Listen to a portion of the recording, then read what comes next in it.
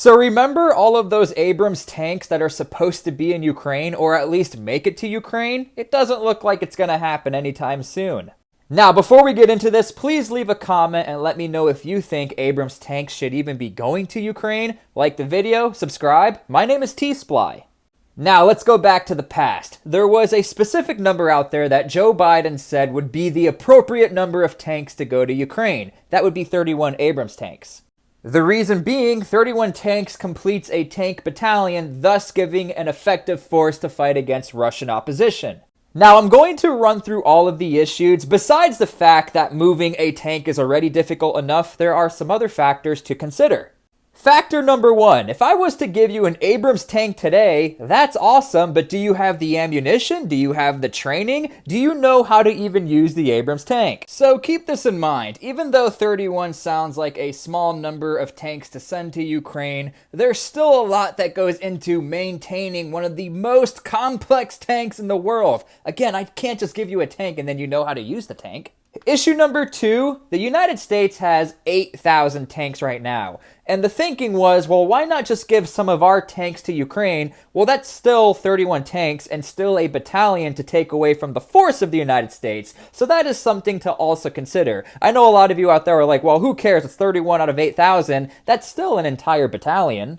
And number three, we could just make the Abrams tanks from scratch and give them to Ukraine. The only issue is there are other countries in front of Ukraine who are expecting tanks. Those countries are Poland, Australia, Iraq, Kuwait, and Saudi Arabia, and Morocco and Taiwan.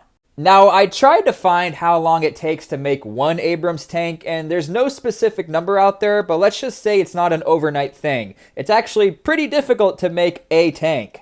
Now, also keep in mind, besides just Abrams tanks, those things roll around with wrecker tanks, so in case one tank breaks, you can pull it away from the battlefield. There are so many steps into making sure there is a complete package for the Ukrainians.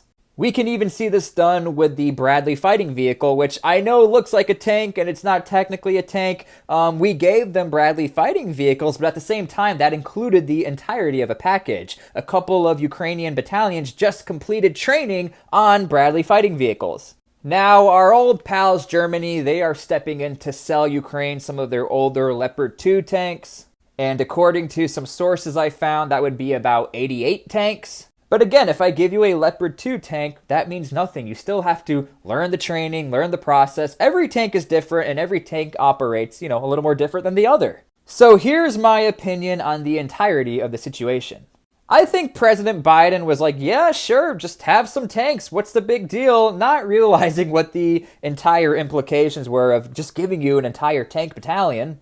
And I think Biden knew that he could buy some time considering we did just give them some Bradley fighting vehicles. And that should be enough to at least sustain you from some attacks that should be coming your way during the spring and summer offensives from the Russians.